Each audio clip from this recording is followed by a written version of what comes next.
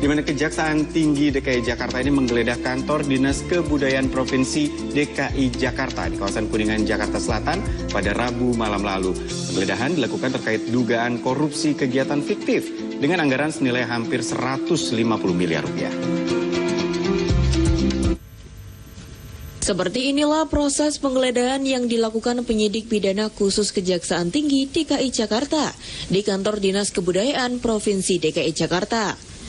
Dengan teliti penyidik memeriksa tiap berkas fisik maupun digital di salah satu ruangan kantor yang terletak di Bilangan Kuningan, Jakarta Selatan ini.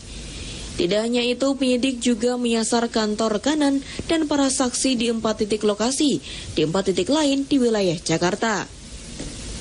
Hasilnya penyidik menyita dan mengamankan beberapa barang, termasuk komputer cincin, telepon genggam, CPU, dokumen, serta uang tunai sejumlah 1 miliar rupiah sebagai barang bukti untuk mendalami kasus tersebut.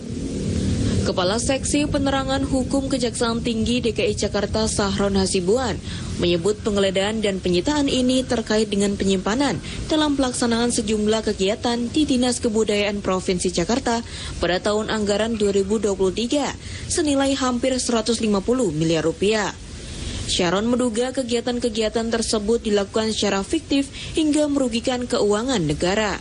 Ya, betul bahwa hari ini tim Dinsus Kejati DKI melakukan penggeledahan dan penyitaan terkait dengan dugaan korupsi pada Dinas Kebudayaan Provinsi DKI, bahwa kegiatan-kegiatan dimaksud ini terkait dengan pelaksanaan kegiatan atau seremonial yang diduga dimanipulasi atau fiktif. Bahwa penggeledahan hari ini yang dilakukan oleh tim Dinsus Kejati DKI ini dilakukan di 5 titik. 5 titik ini ada di kantor Dinas Kebudayaan sendiri, terus juga ada beberapa kantor rekanan dan rumah-rumah saksi yang berhubungan dengan tindak pidana dimaksud.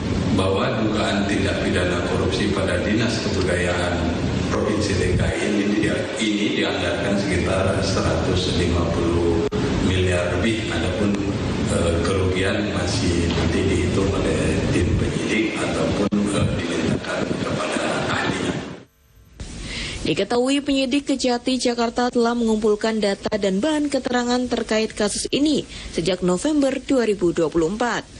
Dari hasil pengumpulan tersebut, penyidik menemukan indikasi tindak pidana yang akhirnya ditingkatkan ke tahap penyidikan pada 17 Desember 2024 meski belum mengumumkan nama tersangka dalam kasus tersebut.